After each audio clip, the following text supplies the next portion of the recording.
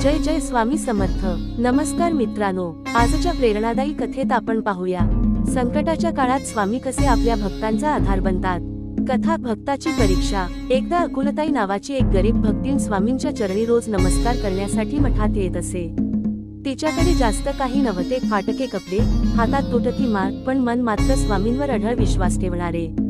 एका दिवशी तिच्या घरी अचानक मोठं संकट आलं। घरातल्या एकमेव कमावत्या व्यक्तीला गंभीर आजार झाला। पैसे नाही, कोणी मदतीला नाही। गावकरी म्हणाले, ताई आता तू संपलीस। पण अकुलताई रडली नाही, ती थेट स्वामी समर्थांकडे आली। स्वामी समाधीस्थ होते। ती त्यांच्या चरणाजवळ बसून म्हणाली, स्वामी, माझ्याकडे काही नाही, पण तुमच्यावर विश्वास आहे। तुमची कृपा असेल तर सर्व साध्य आहे। अकुलताई इतक्या श्रद्धेने प्रार्थना करत होती की अचानक स्वामींचे डोळे उघडले।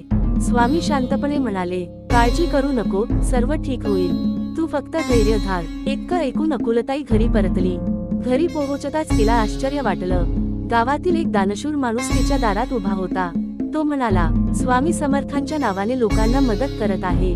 तुझ्या घरी अडचण आहे असं कळलं, ही रक्कम घे आणि उपचार कर। अकुलताईचे डोळे पाणावले। तिने मनात म्हटलं, स्वामी, तुम्हीच वेळ आली की रूप बदलून मदतीला येता।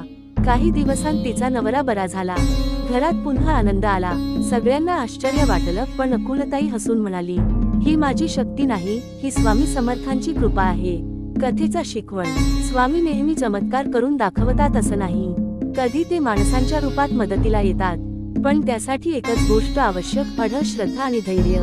ज्यांच्या मनात विश्वास असतो त्यांचं रक्षण स्वामी स्वतः करतात। जय जय स्वामी समर्थ।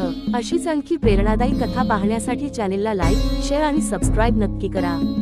कमेंट मध्ये स्वामी समर्थ लिहायला विसरू नका। धन्यवाद।